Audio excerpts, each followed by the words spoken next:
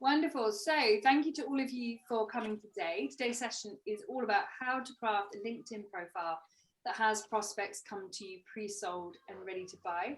If you don't know me yet, my name is Naomi Johnson. I am the founder of the Profile Company and also the Expert Economy, which some of you have attended on a Friday afternoon, Friday lunchtime, every 2 weeks, which is for expert entrepreneurs.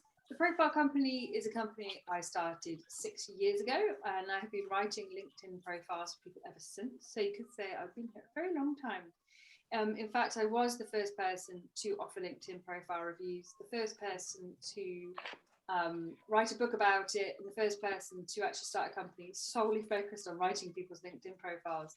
Now there are plenty of other people doing this as well. But as you will learn today, when I get started on my subject, oh boy, do I carry on and carry on and carry on. So I'm really going to be very careful today with the time. In fact, this is a great exercise in calming myself down and keeping my message very slim and lined and to the point. So we'll see how we go with that. I'm the author of a book called Grassroots to Green Shoots, as I mentioned, what to put on your LinkedIn profile, and also a book called The Expert Economy, which I don't know why that still says coming soon. I'm holding it in my hand right here. Look at that. There we go. So if you like some of the strategies I point to today, then you can get yourself a copy of that. In fact, you can get a free copy as a digital download. So I really came into doing LinkedIn, selling LinkedIn training for another company. We were the leading LinkedIn company in the world, and we were just starting at the time a partnership with LinkedIn.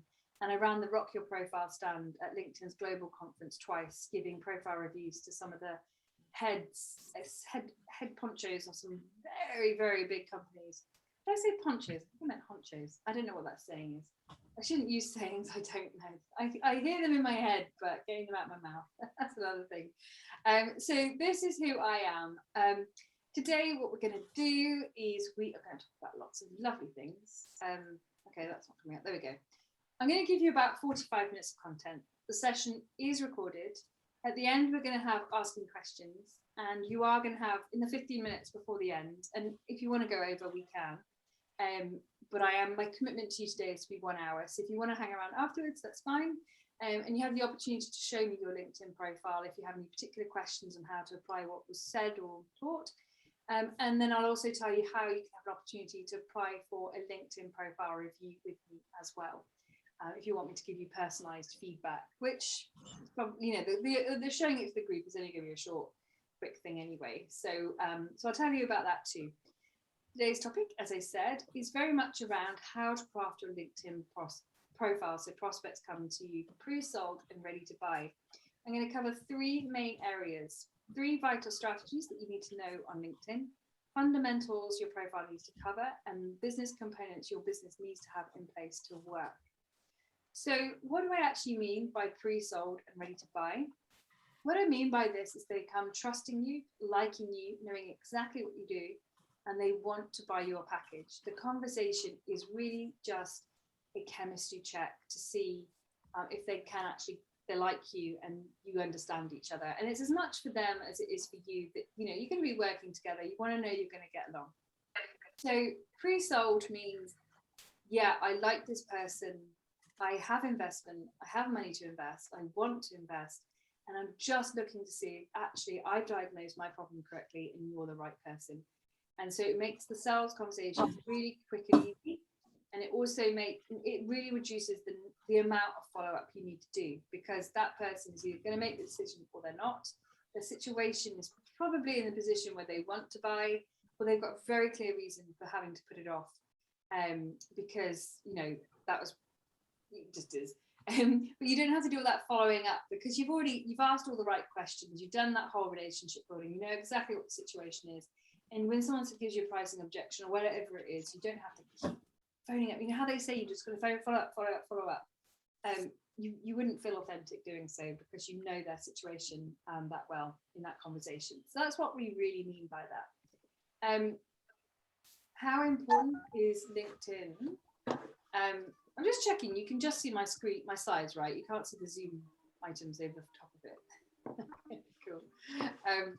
So how important is LinkedIn? Well, it is actually one of the biggest online platforms in the world. It has 756 million users in 200 companies. And probably it's still going at this rate of 2 new members per second. LinkedIn shows you how connected you are. For everybody that you know, they are first degree connections to you. So I'll just show you this slide. Just jump forward to this one. There's you. No one looks like that, but never mind. And no,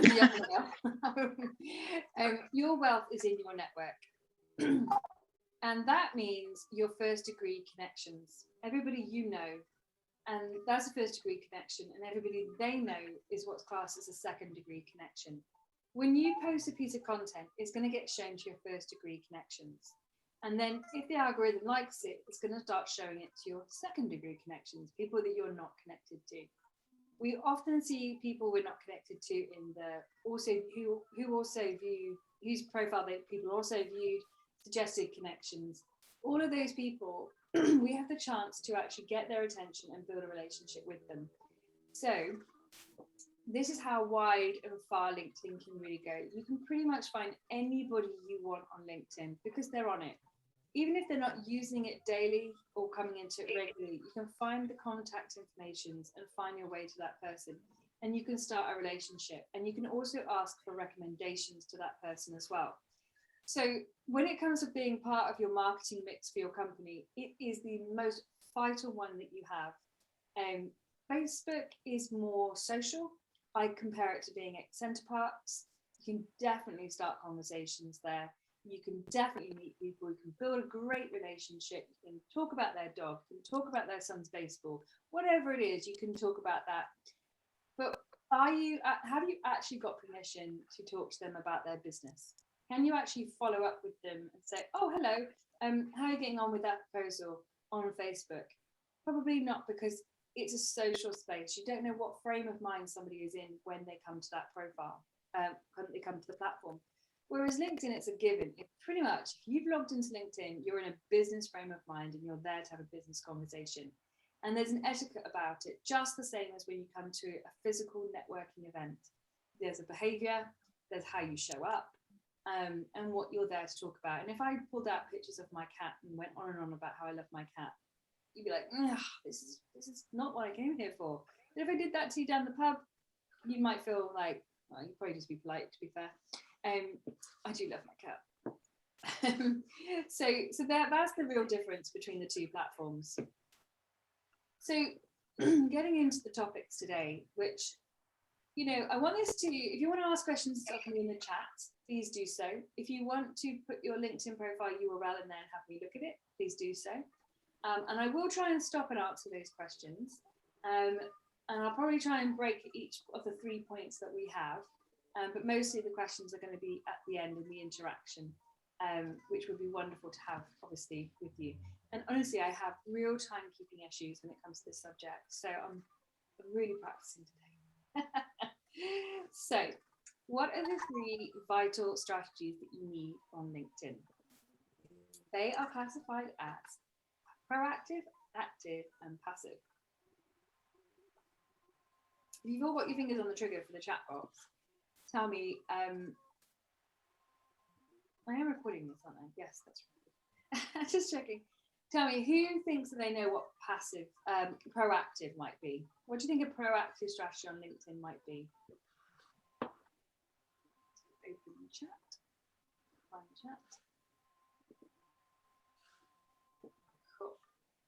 Anybody know what proactive might be? Oh, Miranda does. Yep. What do you think? Well, I think, is it this annoying thing that I experience on a daily basis where people track me down, add me on LinkedIn, and then start sending me messages trying to sell me their stuff?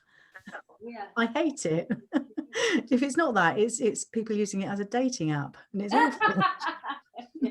Goodness. You're absolutely right. It is exactly the proactive nature of going out and finding leads.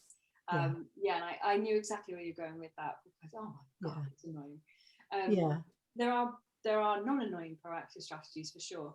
And you might be interested to know that LinkedIn has actually just reduced the number of people you can connect with in a day. the sole reason of not allowing these bots to work anymore that just ping out message after, like they do all the connections and messaging for you. They're actually trying to put them all out of business. So we can expect that probably 2 years worth of really low messaging, connecting and messaging, and then it'll go back up. My theory is they're putting them out of business. Good. All right. Who knows what an active strategy might be? Nicola. Okay, so maybe active is posting and commenting. Yes, that is absolutely the right answer. And anyone for passive? Just being present. No, kind of, I suppose. Anyone know what a passive strategy is? Oh,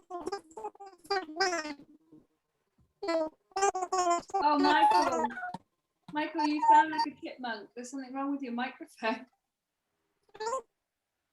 You're super high pitched. I could barely work out you were speaking. Oh, I don't think it's going to get better. I don't know what to say about that. Sorry. I'll just tell you all the answer. And the arrows there might give it away. Whenever you send a message to somebody, it leads that person to say, well, who are you? And come to your LinkedIn profile. When you post an interesting piece of content or you comment on really interestingly on someone's page, someone is going to say, well, there might be the beginning of the headline in that, or they like what you said and they go, who are you? And they're going to come to your profile. Your LinkedIn profile is your passive strategy. It's your shop window. It's there 24/7.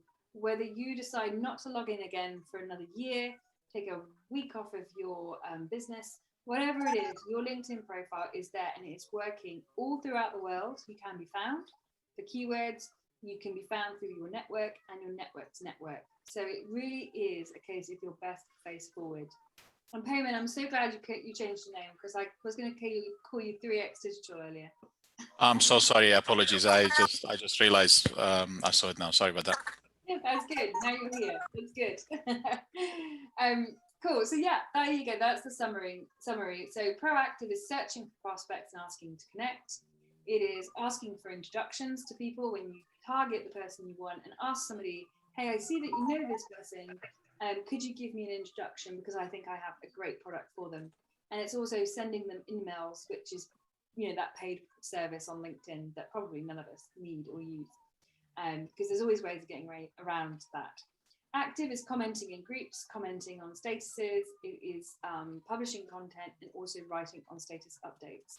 And like I said, your passive profile strategy is your profile. So some of the biggest reasons people fail on LinkedIn is because they don't have a clear outcome about what they're there to achieve. They don't add value to their prospects in what they say and do. They don't stand for something. They have a CV-based profile, which talks about, I'm a professional doing da da da da da, and it's like, oh, God, no one's going to read that. Only recruiters read those kind of things. Or they say something reasonably good in the about section, but they've actually not filled in the experience section for their company or their past experience, which we will go into as we go and explain some of that. And therefore their profile doesn't engage with their prospects. There's no call to action for their prospects to know how to get in touch with what to do. Actually, people are quite shy. They don't like to reach out and ask for you ask for their help, and then they find out, oh, you only work with businesses that turn over 500 million. Oh my God, I'm so embarrassed, sorry. Like, we don't like to get into awkward conversations, so we often won't reach out. And also that the profile doesn't match the psychology of how a prospect buys and interacts with LinkedIn. I have a whole piece actually on the psychology of how people buy, which I can definitely do a future session with, but we're not going to cover that today. And also they're unclear of the value that they bring and the problem that they solve, and therefore they're just not communicating in a way that really draws the prospect in. So a well-constructed profile is one, and actually there's a little note there, it says most of these are related to your profile, so we can actually take care of all of these issues with your profile. A well-constructed profile is one that interrupts the buying process and positions you as a trusted advisor. The person may not have even thought that they had a problem and weren't looking for a solution, but your profile has helped them go, oh, hang on a second, I think I might need this. And actually, they now look to you as the one that they trust. Research actually shows 77% of people who come to an awareness of a problem via you will actually buy from you as well, which is really key. A LinkedIn profile, a well-constructed profile has the opportunity to attract highly targeted leads that come pre-sold and ready to buy, which is the title of the whole session, so I won't explain that one. And it positions you as the go-to expert whose name comes up in all the right conversations. That someone says LinkedIn profiles, they think of Naomi. Somebody hears Miranda. Someone hears a 50-year-old who having a midlife crisis, struggling as a woman to figure out what they're doing. Miranda Ellis's name comes up. Somebody's talking about their past and all the things that just trouble them and bother them and they're tripping over themselves. Nicola Lucy's name comes up. And we've got 2 forever people on, so I won't use you guys as an example. But whatever it is that you do, your name comes up in it. And the idea is that what you're doing here will dramatically shorten the sales cycle, because people are going to come, they're going to do all that selling themselves on it privately before they actually speak to you. So it's a very time efficient way of doing things. So the 3 fundamental strategies I have covered. That slide should not be there. Oh no, hang on. Vital strategies, fundamental strategies. I don't know what that title is about actually, but oh no, I do. There we go. So 3 fundamental things I really want to talk to you about today about the profile is just coming from an understanding of how you're putting this together. We're not going to get into all the fundamentals of like this section and this section and that, because there are some very precise ways of doing it, and they're also very catered and tailored to you. So I can go through that with you in a one-to-one session once we can really relate it to your business. But for this, I want you to get that with your LinkedIn profile, no one is interested in you until you become relevant to them. What do I mean by this? You've got to think of LinkedIn like a busy high street, Piccadilly Circus, New York, the London Underground. There are so many people buzzing around. How on earth do you expect to start a conversation? If you got stuck on the escalator on the London Underground next to somebody and you started up a conversation, are you really going to stand there and go, I'm a professional with 35 years experience in marketing, with a proven track record of leadership, You'll be like, what the F? No. So why would you start your LinkedIn profile this way? Nobody is interested in you until you become relevant to them, because their day is busy and there are so many people crossing their paths constantly, wondering, like they're just in their own world, living their own thing. And it's only when you stand out to them that they go, oh, hang on a second, what was that? And now you've got their attention and they're interested. How is your profile relevant to their day? Now, there is everybody on LinkedIn is your audience. Anybody who can find you on LinkedIn is your audience. But only 10% or less is actually your ideal prospect. That audience is everybody that can refer business to you. Now, the majority of your audience will read your headline and either decide to read your profile or not, or a lot of them probably go, actually, it's not relevant to me. So that's fine. We don't mind. They leave. Then a proportion of them will come to the LinkedIn profile and only read the opening headline and the about section. And they go, oh, okay, all right, that's not for me. This is a distraction to my day. I've got other things to do. And they will just leave. But what if we could leave them with something that has them now understand exactly what you do, the problem that you solve, and how it relates to other people. And also that when they hear somebody talk about the symptoms of their problem, they go, oh, have you heard about this product? Now we're really leveraging our audience. So this is why it's really important that, as you see the next point there, it says your profile is about you, but it's not for you. Got to lead with the problem that you solve. How are you relevant to other people? What is the problem that you solve? What do you stand for?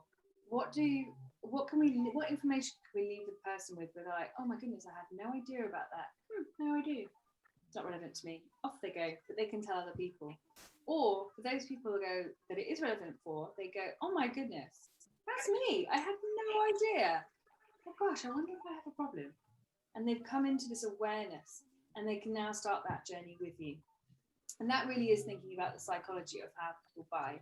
which I'll do a future session with you on. The other fundamental consideration is to consider your hidden decision makers. Who do you think are your hidden decision makers? Anyone? Okay, so you're talking to the decision maker, right? The person with a credit card who wants your service that can buy from you. And they can say yes or no to you. Yes. But funnily enough, they actually do have some other decision makers around them. For those who are in close-knit families or married, it might be, or business partnership, they may have to go and justify their purchase with you to their business partner. Or they may have to justify their purchase with you to their husband or wife or partner. They may have to justify their decision to their close friends or family, because they say, hey, you know, I'm working with this lady, Nicola, we're going to do some shadow work, and it's about this, and it's cost me X amount of money. And those people can go, you what? You're paying who? What? For what? And it can be really concerning, especially if you've got, say you're selling property investment to people who are retiring and they're 70 years of age and they're cashed up, and you want £100,000 for your investment portfolio so you can build this property, and you're all kosher and everything's great. The people involved in that decision are the children, and they're savvy. They could be 45 years of age and they'll go, you're giving all your money to whom? What? Why? They are in the ear of your decision maker. They may have already made the decision, or they may be coming on to making the decision, but they are in the ear going, you spent the money on what? And this is where we've got to be really, really clear for the decision maker. The other person who's your hidden decision maker is your future self. The future self that's going into buyer's remorse. Now, I've had this where I spent 2 days in a conference listening to this guy, getting completely convinced by what he had to say. At the end of it, I part with £2,000 I haven't got to go on a 5-day retreat in Spain, which I could literally have gone for less money.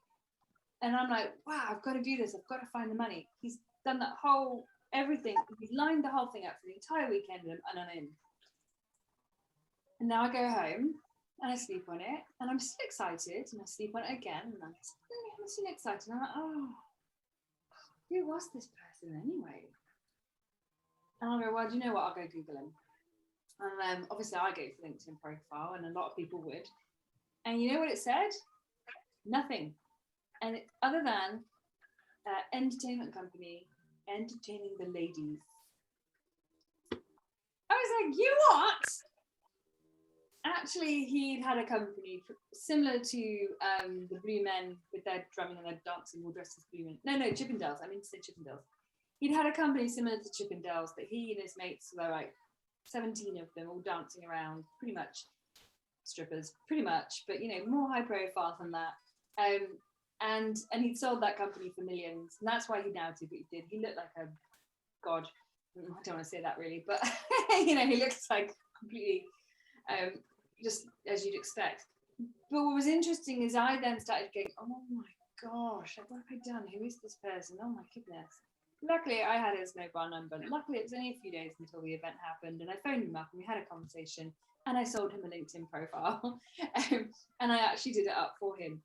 But these decision makers are there, and they're going to want to check out who you are and why they've made this decision.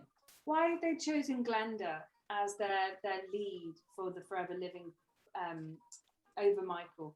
Why her? Why him? Why this? They're going to be asking questions. And your profile is as much for them as it is for yourself and for your prospect. So always be thinking, what kind of objections would a decision maker have?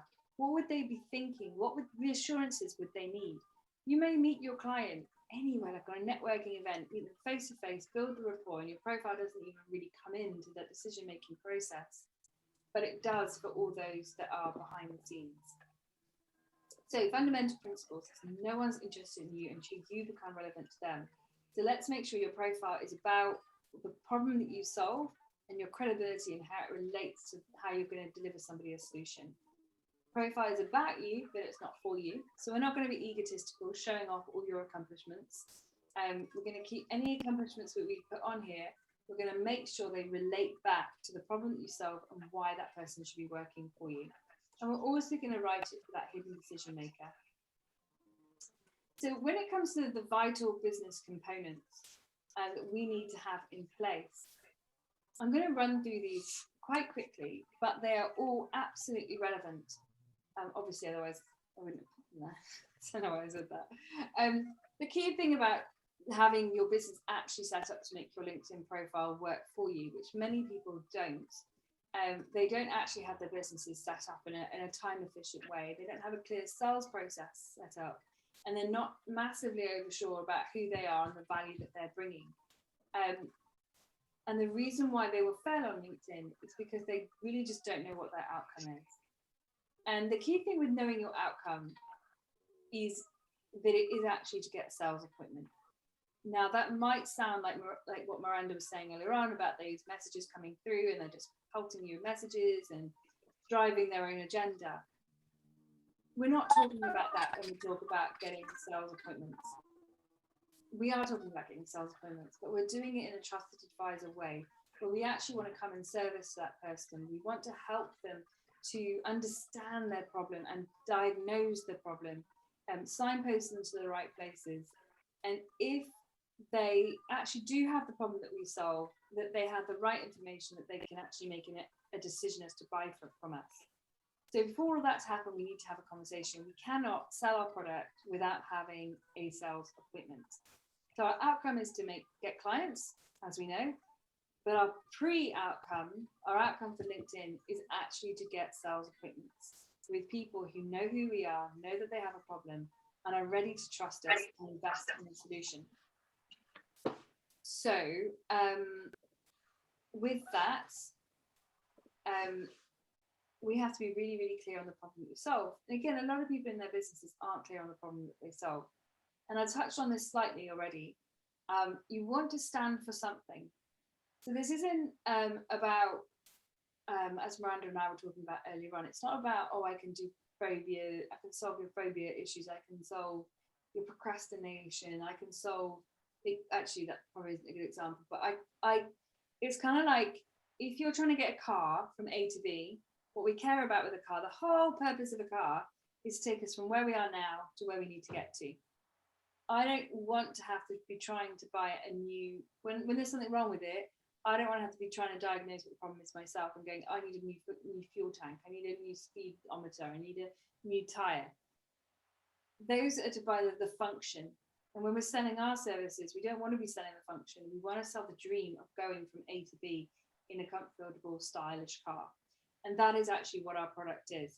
So one of the main vital components for our business is to be really clear on the problem we solve and the transformational journey we're taking people on. Because when we're taking people on a transformational journey, they get inspired, they can see where they're going, and the value that we're going to bring makes the price that they're going to pay a great exchange. When someone is aware of the problem you solve, the next thing we want to do is actually have a call to action, a way of a person getting in touch with you. And we need it to be around a structured sales call. Now, we're not going to call it a sales call because that's just, well, it just says what it is on the tin, but nobody shows up for a sales call, right? So what we actually want to do is we want to design an exploratory session, design a discovery session, which adds value to the other person, that is really compelling to them. Because even though you're offering it for free, it is not free for them. It is their private, confidential, and often sensitive information. Talking to you about what's going on in their life, especially for you, Miranda and Nicola, will highlight for somebody and verbalize something they've never verbalized before. And it could open up places in them that then may not feel supported or ready to go. So unless that person's really ready to change, they are not going to book a sales appointment with you or something that isn't designed just to hold them neatly and safely. So what we're looking to do is create a call to action that, like my business, is a LinkedIn profile and strategy session. It's got clear beginning and end, and it's structured, and I take you through a journey in that time. And what we want is the same thing, where someone can go, do you know what, that's a valuable exchange of my time. I'm willing to put 30 minutes into that. If you find that people stop showing up to your free session, it's probably because the value exchange isn't actually there. And they're like, yeah, I've got other things I need to be doing, so I better go do those things instead. And they may not, and so that's a testing point there. And it's about, you know, people are going to share private and confidential information with you. Don't leave it hanging with people. Take them on a journey. And then again, there's an A to B that you need to take people through. Like, even if I'm not going to buy from you, and I know I'm not going to buy from you, what am I getting? What transformation am I getting? How am I being moved forward? The next thing to do, and this is really key, is to outline your packages. Does anyone have, or anyone been on a session with me where I've told you, anybody know why we outline our packages on LinkedIn?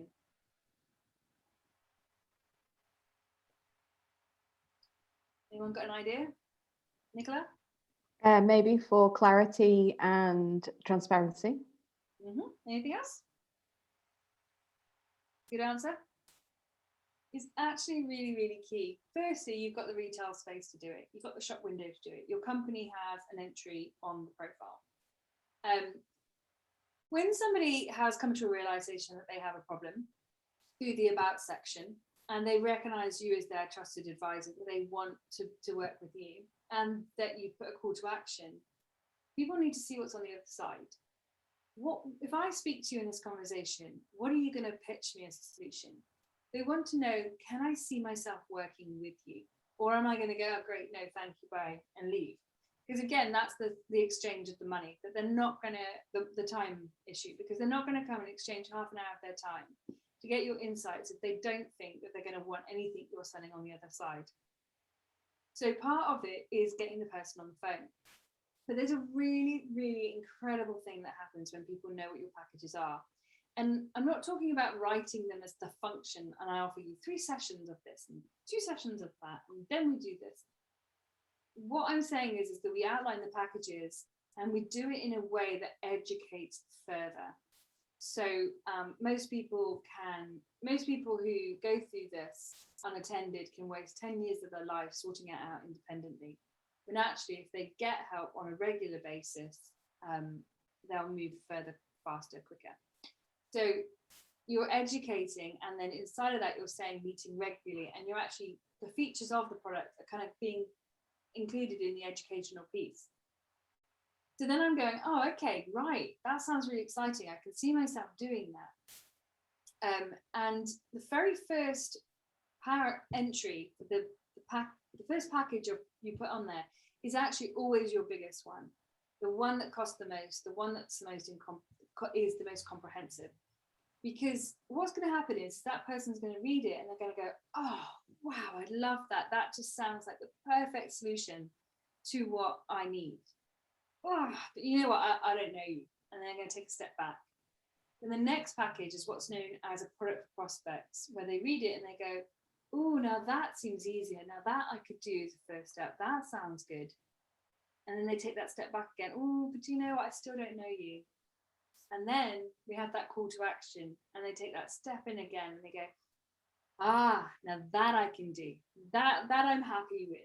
And it's interesting because people want to say yes. So once they've gone, oh, no, I'm not sure, come back. Oh, no, I'm not sure. They go, oh, yeah, I'm definitely in for that one. So the structure of that is really important. If you don't have clear packages, then when I'm working with sales teams, for example, that don't, perhaps the product is just so multifaceted, I'll just pull out key features and to make a discussion of those things for that product. But that is actually quite rare, and it's usually a big corporate that I would do that for. So the interesting thing that happens here, when your packages are outlined and somebody knows exactly what your sales structure is, you become really tangible to them. They feel like they can really understand. They can see inside the business. They've walked inside your shop and they've seen the artwork on the walls and know what you're selling. It's not a mystery to them anymore. They know that this is the artwork that you have to sell. And they're standing there considering, would I like that? Can I see that in my life? Does that structure work for me? Can I see myself attending 18 sessions and doing an online course? Can that work for me? Now, if they've discovered your profile on a Monday and they've used your booking link and booked a sales session with you on Thursday, if they don't know what your packages are, what you've done is you've made them aware that they have a problem in the world. They definitely need a solution, and their whole attention is wide open, and anybody could come into that funnel that you've created in them. So they'll talk to their friend, they'll talk to the new business connection that they've met. They'll go, oh, I have this problem with such and such. And then, oh, I had that problem too. And all of these conversations will start happening, and all of these recommendations will happen. Oh, you should work with this person. You should work with that person. Oh, should I? Oh, what could that be? Oh, let me go and watch a YouTube video. Let me go and buy a book. Oh, because I know I have this problem now. And all the while, their attention is completely wide open. But when you tell them what your packages are, their attention goes, oh, I see that as a solution. And every time they remind themselves they're speaking to you on Thursday at 4, they go, yeah, that could be really good speaking to her, because I actually really need this solution. And I like the way that package is done like this. And I like the way it could be. I can see that working for me. I'm not sure about that bit though, but I can see that working. And they're literally talking themselves into the sale in the wait time between discovering you and booking that appointment. Without the packages, they're wide open. Anybody could come in and sell them a service. When it's narrowed down, they're like, that's what the package is. The whole conversation is, I can't wait to get to that phone call to get the relief of this, that there could be a solution and I can see myself doing it and working with them in that way. I just need to know that I get on with them. Does that make sense? Yeah, it's really, really valuable. The next thing is social proof. And this is having testimonials on your LinkedIn profile.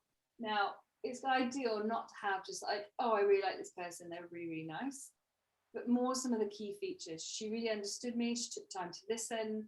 I really like the results that she got for me.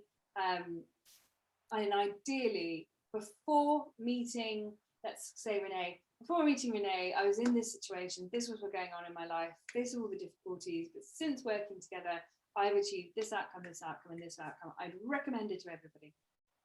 That is great social proof. And you definitely need testimonials on your LinkedIn profile, because you never know when somebody just really needs that to get that confidence to work with you.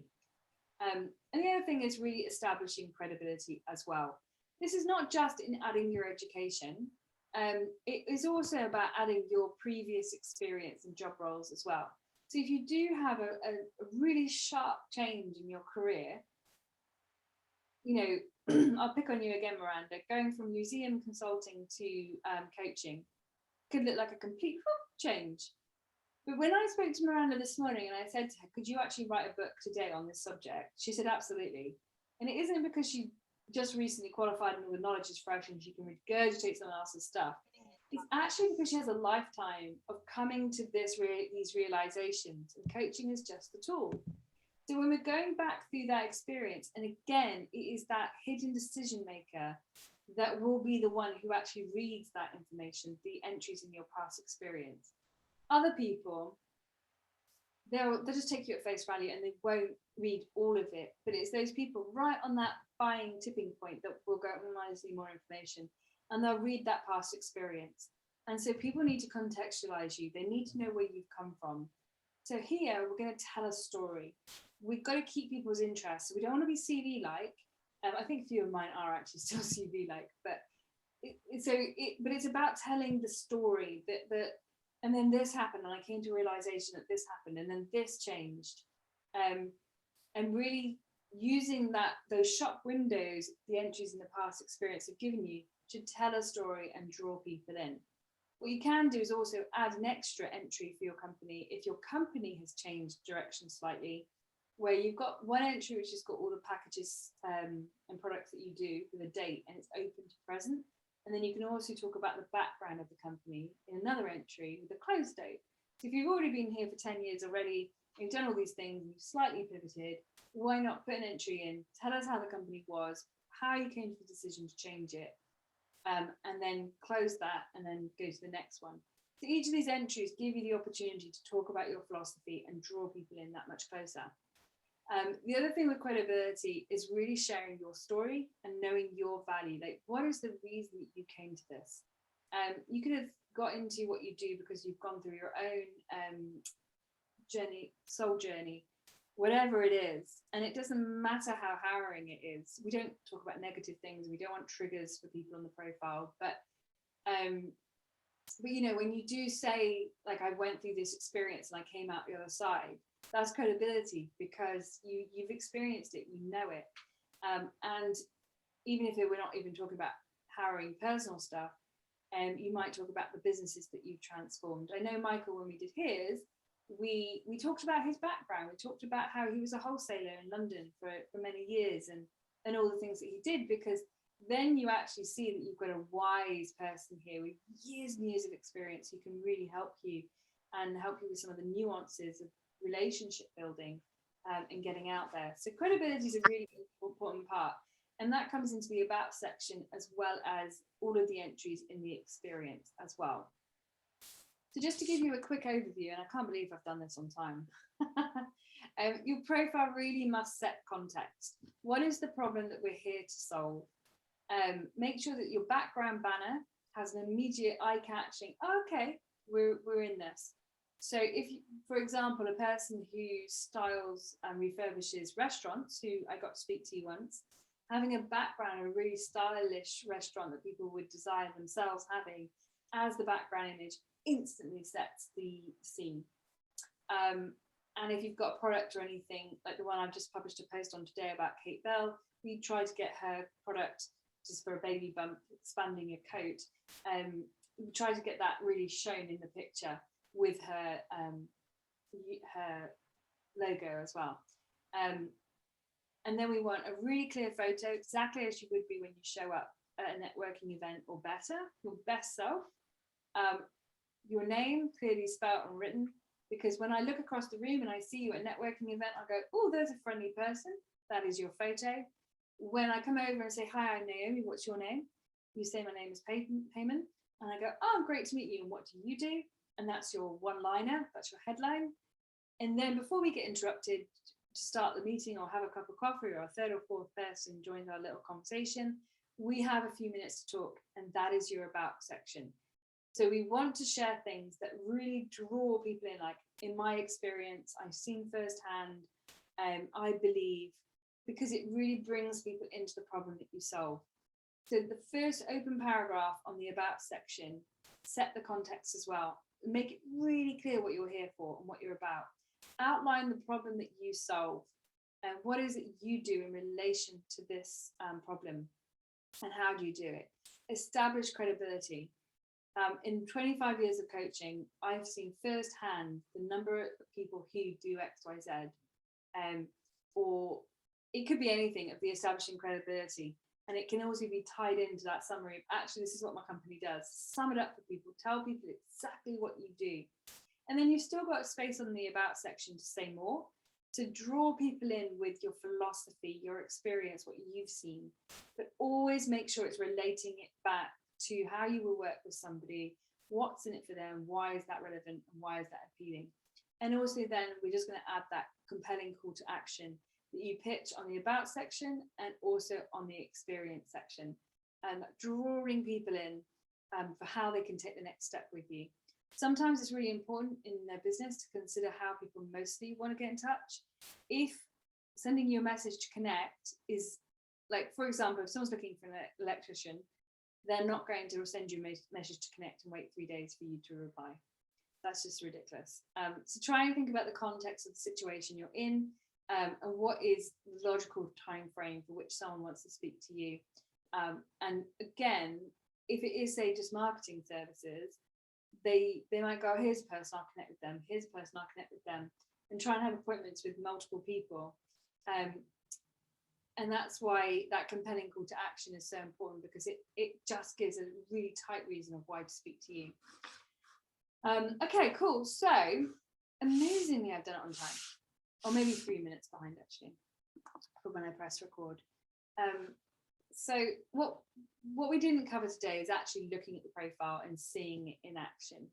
I did get to cover some of the key sections verbally there, I just told you what they were. But we can do future sessions where I actually look at the profile, and I'm happy to look at someone's profile now as well, actually, which will help.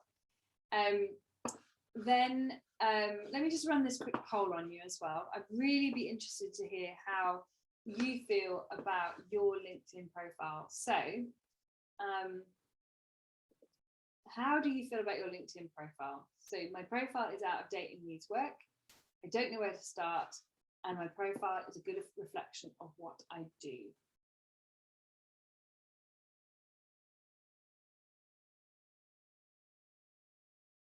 I know Michael is the profile's good reflection because he's all up to date.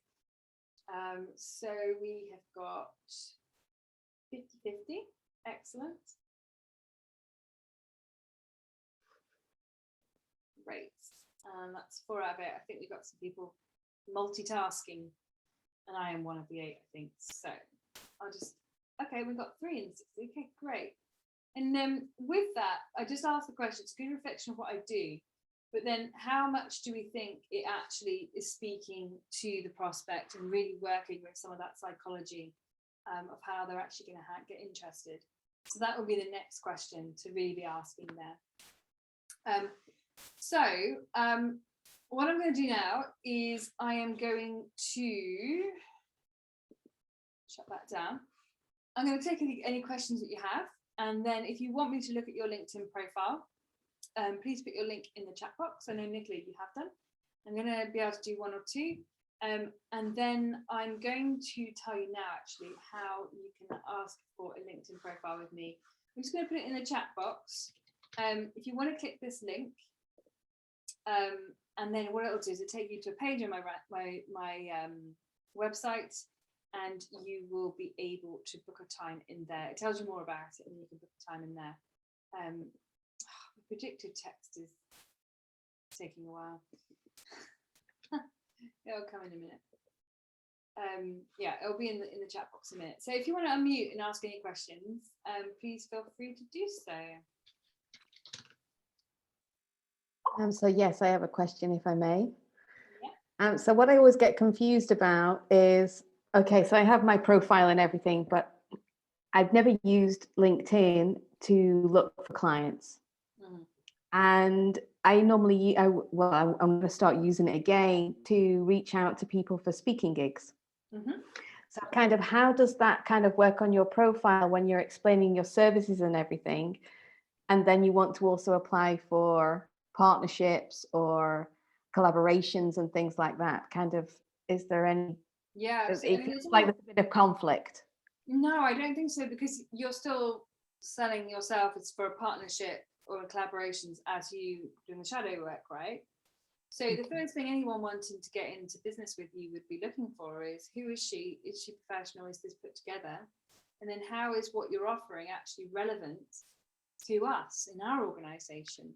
And does our audience want to hear what you've got to say? And so therefore, it is exactly the same profile.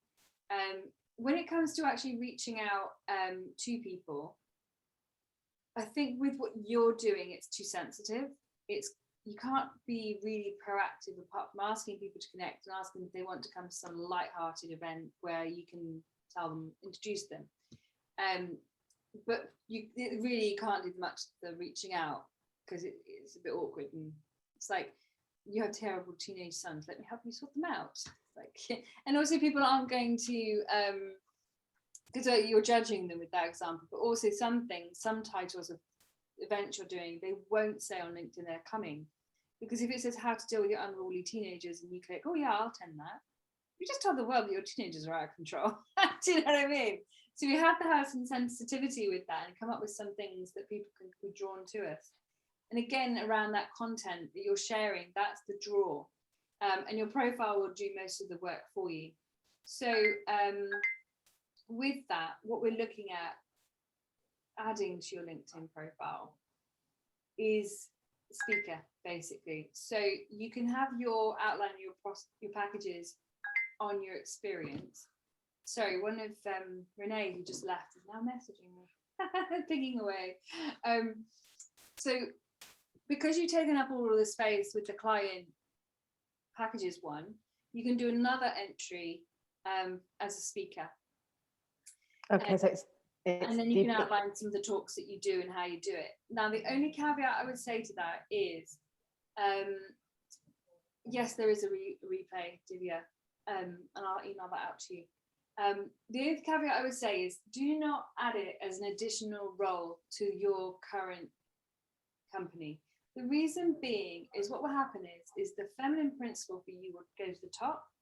You will have one entry, a line, a dot, and the next entry, and neither of them will really be standing out. I'd love it if they could give us the option of this, because they are the same. We want the logo the same next to it, but we don't want them actually connected. So for this, I guess you're just going to have to go with it being the empty sign, where or you set up a different company page or something, and try and make it redirect to the other one. But I would put a different entry in there where you put podcast guest. Oh, well, you've got a podcast, right? So you could put podcast guest dash podcaster dash guest speaker dash keynote speaker. So give people the idea. So you can pitch your podcast in there that you're used to speaking and you're confident at speaking, and then people can see that, oh, you could be a guest on mine, actually. I hadn't thought of that. And also that you could be a keynote speaker at actual event as well. So yeah, I would put those in there. The other thing with you, Nicola, is that you could also be attaching some of your podcasts to the profile as well under that entry. You can also be featuring them if you want to in the featured content. You do have quite a lot of really good stuff coming out there. So I wouldn't want to see it like podcast. So just feed up a few of them and reorganize them around, because that featured section is a way of really drawing people in. But definitely in the experience, I would put that in there. And then again with yourself, it's like the journey. How did you come on this journey? I wouldn't massively take a lot of time like rewriting all your background necessarily, but I would definitely qualify it in the about section. That you're definitely saying like, I came from this TV economics background, media, and I had an epiphany. That would want to put that in your about section, for sure. Yeah. Okay, cool. So I would add that on, and then that gets you both. And when people are really drawn into your message and what you're feeling and doing, then those collaborations can happen. You can definitely do reach out to people on that. Okay, thank you. Yeah, I didn't actually know that about the features section, so that's quite interesting. Thank you. Yeah, I mean, I just did a profile for a lady called Kate Bell, which I posted on today if anyone wants to go and check it out. And some of her items on there didn't look very attractive. It was like a page of logos for like an awards thing, and so we just rearranged them and put it lower and brought a magazine article to the front, and just made it much more attractive. And so it draws you in. So it's a really key and vital place. So let's see. Rosh says, I have always depended on my profile to tell clients of my experience and what I can do. And now I'm an independent consultant and intend on representing more than one company. What would like to talk about how I can improve my profile? Yeah, we can definitely do that. There's some definitely balancing acts going on there when you're representing more than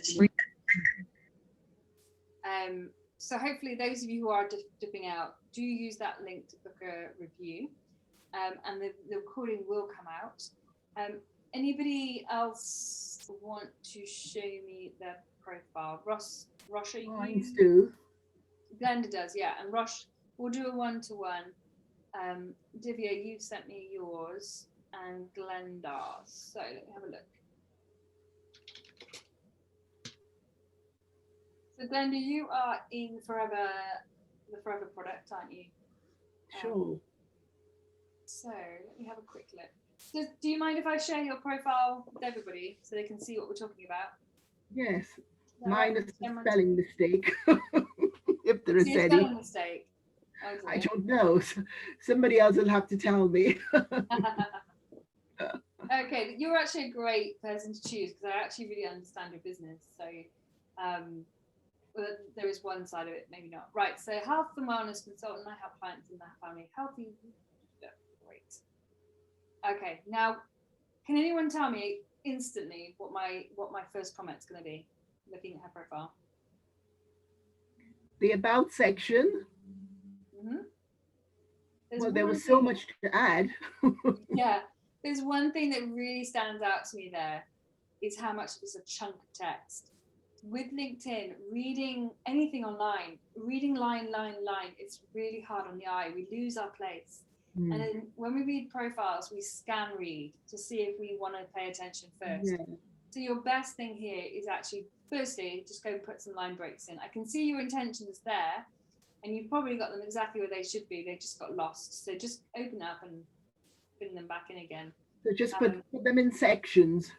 Yeah, just like then you've got it. I think it's just the way it's uploaded, because where you see the nursing, that is a paragraph, health is a paragraph, medication is a paragraph, half is a paragraph, well-being. So it's there. I think it's just in the upload that the line has disappeared.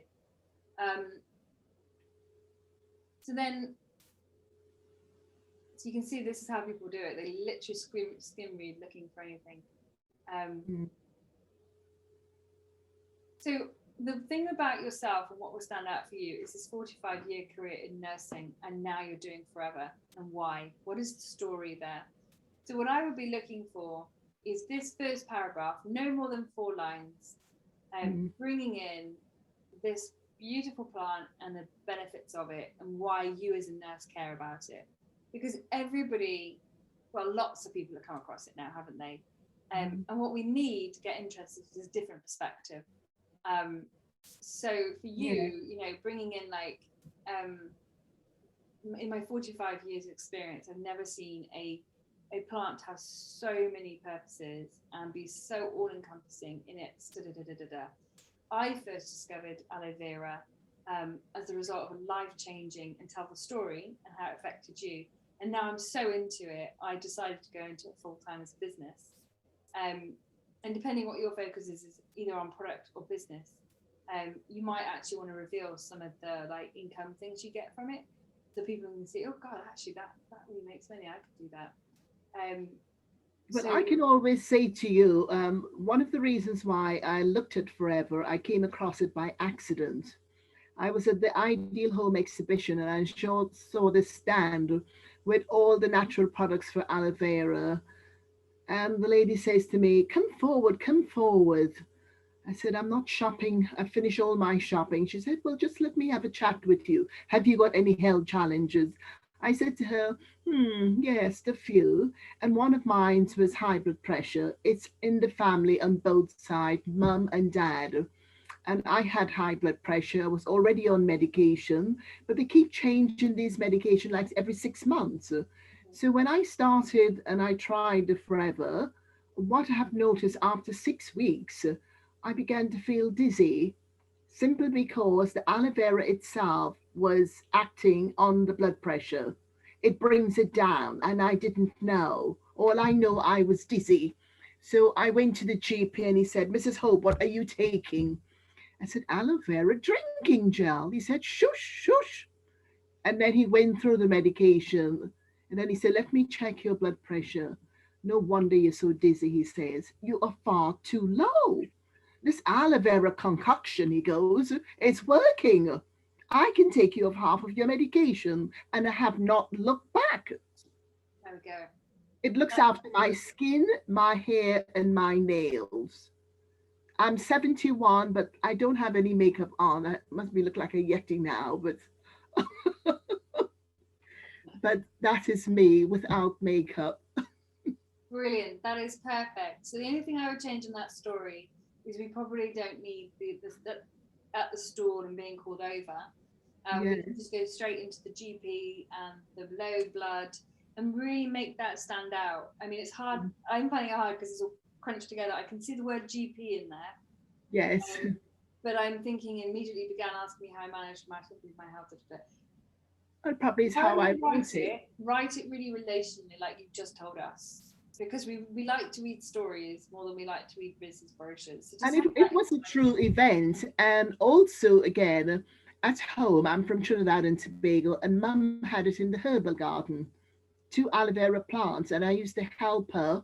She used to make the shampoo with it every Saturday. She will fillet it. We had something called a mortar and pestle, so wooden one, and that was my task every Saturday. It was 12.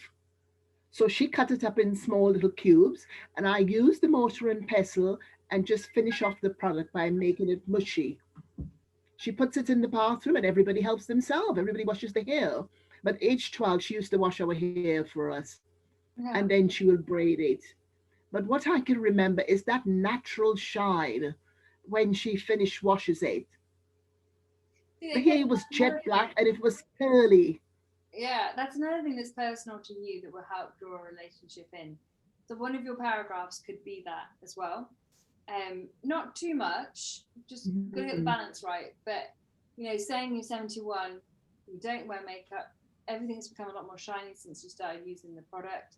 And then, you know, I actually, when I wrote Michael's profile, I talked about a prickly little green plant could change your life. I don't know if I can give you that prickly green bit, but let's actually just go and compare Michael's so we get an idea of what we're talking about here.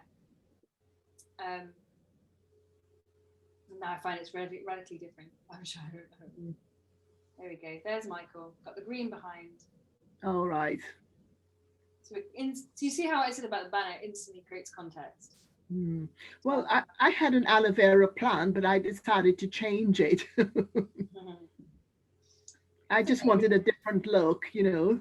Yeah, so let me read you this one. Can you see how it's easy to read and all nicely broken up? Which I think, based on where your paragraphs were, I think it would look almost pretty much like this. It's just flat. I just have to break it more. Yeah. Right. So just read this. But it's two experience I had meeting the products for the first time, and I must say I was a bit skeptical. Although I know we had it at home, I never realized you can use it in things like shampoo, make a drinking gel out of it. It's in the makeup. It's in toilet paper. You know, you just see it everywhere. Yeah. But at home, I didn't think like that. I didn't even take much notice of Mum's herbal garden.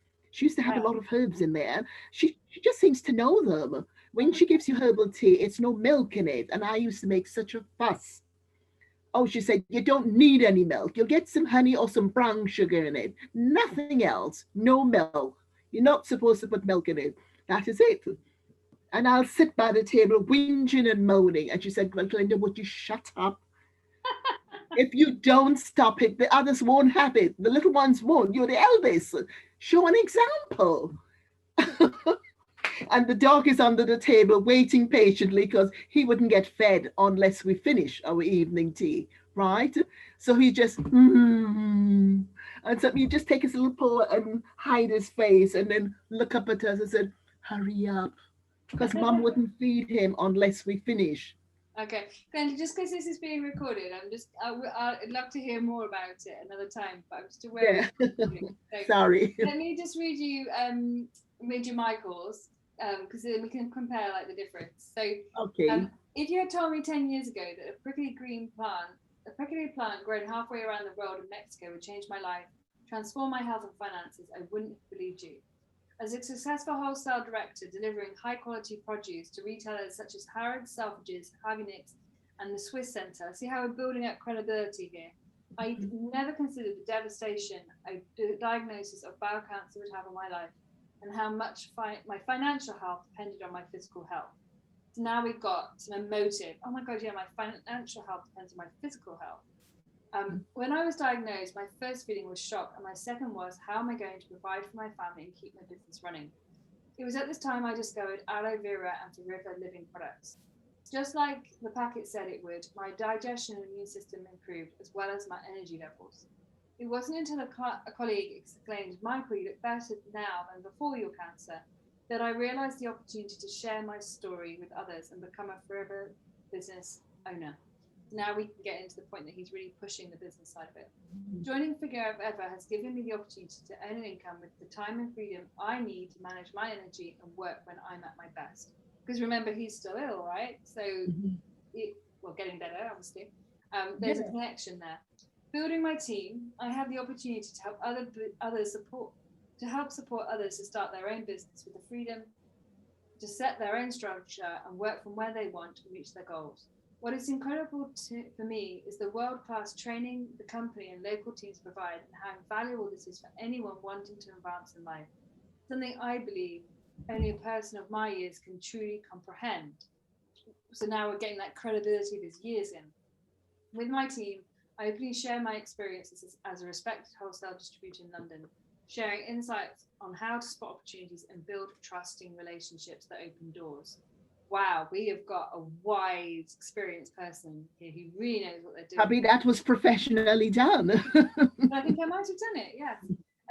But being part of Forever isn't for everyone, and it takes work to get started. But for anyone joining my team, I guarantee level support that, if fully engaged with, will ensure you succeed. Because my motto is never leave a person behind. If you would like to find out more about how to generate additional income and financial freedom, please email me. And there's some connections there. It's got really attractive items on the featured content. And then with his, we do just say a little, we put the business in, say what the business does, talk about the opportunities. This is one way you can make different bits stick out, your opportunity, incentives and benefits, what it takes, which is where I was saying there's a variation on if you are in this type of business compared to like a packages one where you have a core prospects, that there's variations. This is one way of doing that. And then we can tell the story. Here we tell the story about that being that food distributor, and his it's a really nice history there for people to get to know and understand him that much more. So yeah, those are the key things to say on the profile. Is just, and I think you've probably got the essence of it there. I just think some of it can be refined and tweaked and pulled closer together. Hi Sam, we're just finishing up. You've just joined us. Before you think we've been here 9 minutes, we've been here an hour and 9 minutes. So Some of us been there 3:30. yeah, you're an hour early. Yeah. So I would just put in different things like that. I think So there's a few things there, but we can go over it one and one, and then you can tell me more of your stories from home. But we both had experience of the products before we started the business side. Yeah. You want to talk about your experience with the products, like why you really enjoy them. Yeah. Sam, the call is definitely being recorded, so that's fine. Miranda and I both want to know your story. I was just aware it was recording. And Ross had to go, and Peyton has had to go. And let's just do one quick other I know is here, and that's Divya. Let's click on yours, because you've taken, you put your camera on, you're here. So we are officially finished, but obviously if people want to stay, then please do. And Sam, I am offering a LinkedIn profile review 101 for anybody who wants one. So this will be the last one we do here. It's very basic when I do it in a group session. We can go into so much more detail when talking to people. Oh, was my screen not sharing then? Oh no, it is sharing the profile, right? You can all see a profile on your screen, not the slides. Okay. I can't see the green outline, but yeah. Okay, cool. So nice photo. So instantly I see you. What I would love to see there though is that it's cropped a lot closer, because if I'm talking to you one-on-one, you're just a little bit too far away. And also I can't really grasp your features and your face as your logo and your brand. So definitely crop that right in. I do like it, the profiles being off slightly to the side though, because it just gives it a bit more groove rather than dead on. Okay, helping women with I don't know how to say that syndrome get naturally from dry eyes, dry mouth, joint pains, and share it 100% for their loved ones. Great, that's really great, because it shows exactly what it is. And I'm going to look, because I have no idea what that syndrome is, so I have to keep reading. It's an autoimmune disorder. Autoimmune, okay. Yeah. Maybe we want to put that, lead with that as well, but autoimmune, put it in brackets or something. Okay. Because now it means something to me. Now you've said that. Otherwise, it's just a bunch of symptoms and something I've not heard of. I would definitely make your logo bigger, because I can't really grasp it. It feels too far away. Okay. And also, you've got a URL there, so why not make that bigger where I can actually get it as well? It's not clickable though, but that's is fine. it still fine? Okay. Yeah, and I would take it down from being capitals, and I would capitalize the S of the Shogun. and the S of solutions, because then I'm then you don't have to read every letter because you know that the words are there. Right. Good for the syndrome, but not for the word solutions. And also it's that brand recognition as well. The other thing as well, you're calling in from America. I do like this being international. This is wonderful. What I would do here is this one. Most of us are the founder of a small business, and unless it's become a giant of a business and gets loads of investment stuff, it really means really little to people. What actually means something is the problem that you're solving. So I would take that away, and I would put the word autoimmune syndrome in there. And I would also put the words I'm not going to try and pronounce in there as well. And then have a statement of movement. So helping, you've got it, helping people with get. What I would want to see is a little extra of just like by doing something or other, just to give it a little bit more context. The first 80 characters, 60 to 80 characters are the most important because they are the ones that you're going to see when you see someone else's profile elsewhere. So when people don't put the keywords soon enough, like mine says LinkedIn profile expert, everyone can see that immediately. If I put helping women over 50 write a LinkedIn profile, it's lost. I'm not going to click on it. So Sjogren's health coach or Sjogren's expert then is the right thing to put, probably. Yeah, because you want people to know what Sjogren's is, right? You want to get that into that language into the mainstream that people recognize that's what it is. So probably putting that expert in and then helping people with autoimmune So then I can, my brain can then make the connection. Oh, okay, right, okay, and just get used to seeing that word around, and that's what it's called. Yeah, this is good. You've got the good features. And then in here, you've got loads of space to say an awful lot in here. I think it's about saying here, like, how many people get struck down with autoimmune disease, what this means, that the symptoms of it are this, and you live with it, and it's not great. But hey, you know what? I'm a thriver. I like that. You know, I'm not and I would point out, I don't consider myself a survivor. I consider myself a thriver. By qualifying as a certified integrated nutrition health coach, I have managed to do this for myself, and I can do this for other people. And then give me some information about it, like I believe I've seen in firsthand, in my opinion, it's like this, it's like that. Tell us about it in a way that can really draw people in, because you're talking here to people's mothers, sisters, brothers, grandparents, grandchildren, anybody who just wants to help someone in pain, right? So you want to be thinking about them and equip them to be able to speak on your behalf. So the more that you can load them with information and persuasion, the more they can repeat it and pass it on. So there's some real key things in there. The next thing I'm not getting there is how I can actually work with you. And then, as you can see, I haven't gone down entirely yet.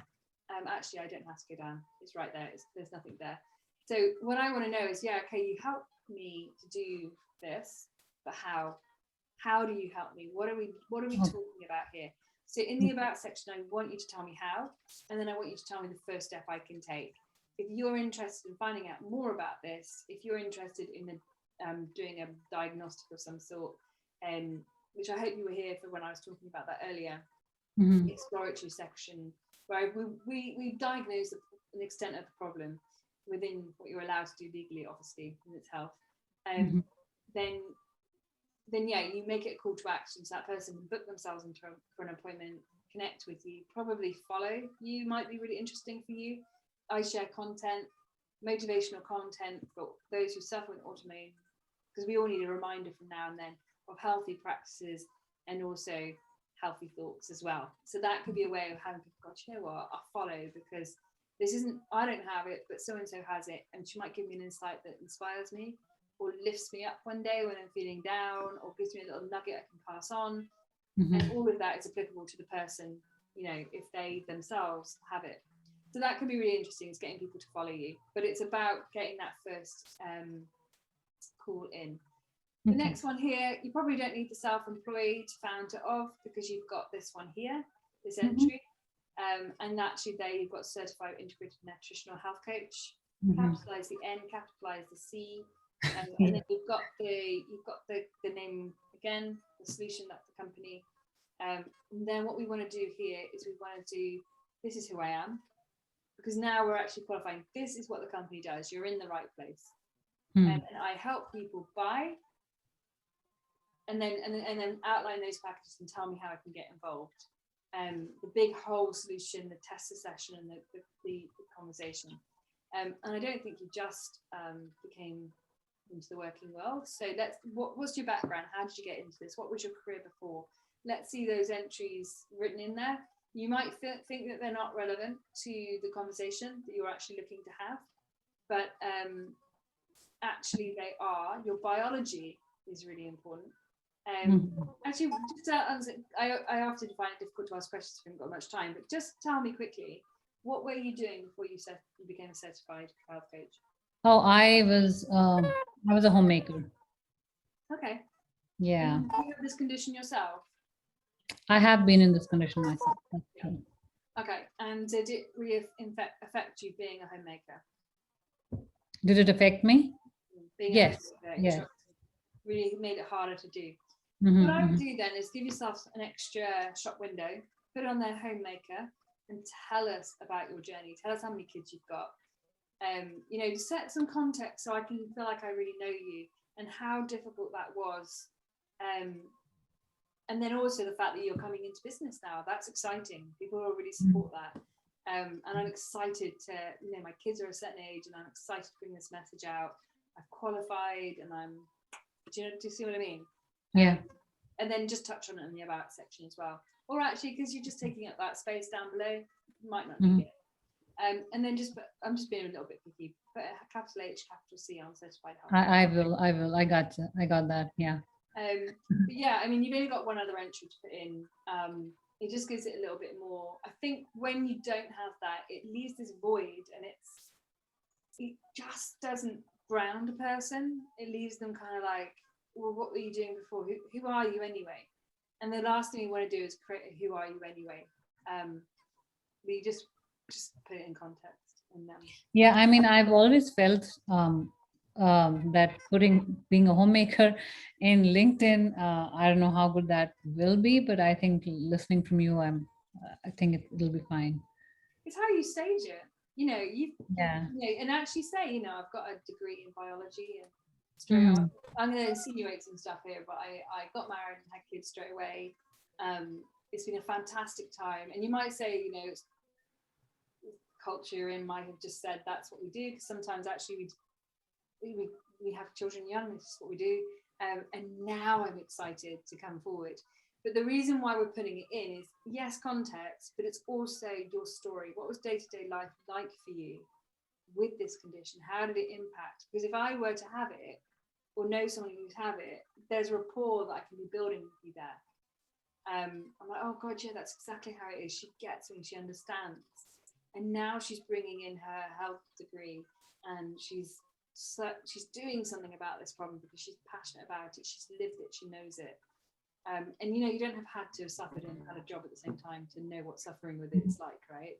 And the other thing is as well, is a lot of people, in fact, I know somebody with this condition and she's working, but she's single mum struggling with it. Do you know what I mean? It just resonates on a level. So yeah, in that context. So yeah, those are the key things I would say there. So brilliant. Okay, cool. So there is a recording. There is the website if you want to book a one-to-one in the chat. And for those watching the recording, I will make sure that it's in the email that's come out to you and make it clear somewhere else that's where you can book a session.